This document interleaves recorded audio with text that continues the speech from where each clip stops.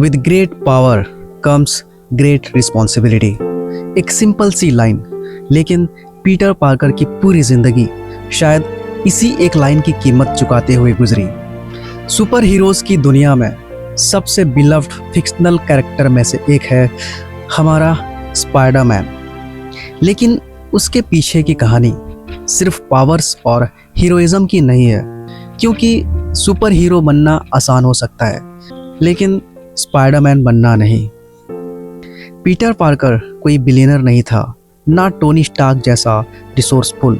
वो बस न्यूयॉर्क का एक नॉर्मल सा टीनेजर था, थोड़ा ऑकवर्ड, थोड़ा इंट्रोवर्ट और थोड़ा फनी, और अपनी दुनिया में मोस्टली अकेला।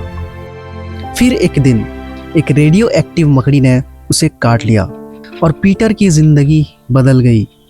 स्ट्रेंथ, स्पीड, स्पाइडर सेंसेस और सबसे इम्पोर्टेंट पावर। लेकिन पावर मिलना और उस पावर की रिस्पॉन्सिबिलिटी समझना दोनों अलग चीज़ें थी। पीटर ने मास्क पहना, लोगों को बचाया, शहर प्रोटेक्ट की, लेकिन एक प्रॉब्लम थी। स्पाइडरमैन जितना बड़ा होता गया, पीटर पार्कर उतना ही छोटा होता गया।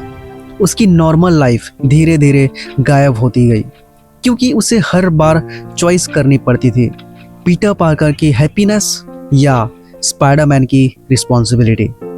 और ऑलमोस्ट हर बार पीटर ने रिस्पॉन्सिबिलिटी चूज़ की। लेकिन रिस्पॉन्सिबिलिटी का मतलब ये नहीं कि स्पाइडरमैन हर किसी को बचा सकता है। एक स्पाइडरमैन जो लोगों को बचाने के लिए अपनी ज़िंदगी दे रहा था, वो उस इंसान को नहीं बचा सका जिसे वो सबसे ज़्यादा प्यार करता था। और उस मोमेंट में पीटर सिर्फ हार नहीं गया, वो अंदर से टूट गया। क्योंकि कभी तुम्हारे पास पावर होती है, तुम पूरी कोशिश करते हो, लेकिन लॉस ख़त्म नहीं होते और तुम्हारे अपने लोग तुमसे बच नहीं पाते। हम स्पाइडरमैन को बिल्डिंग्स के बीच स्विंग करते देखते हैं, पावरफुल, फियरलेस, लेकिन मास्क के पीछे एक लड़का है जो कभी कभी चाहता है कि मुझे भी कोई बचा ले। लेकिन सवाल यह है, स्पाइडरमैन को बचाएगा कौन?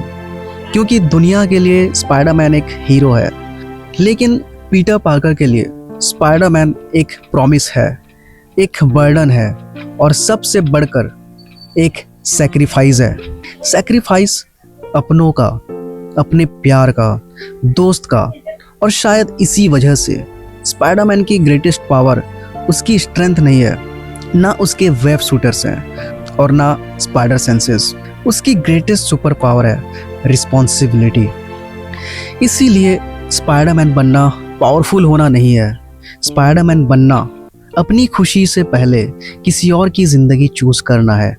और शायद that is the real cost of being Spiderman.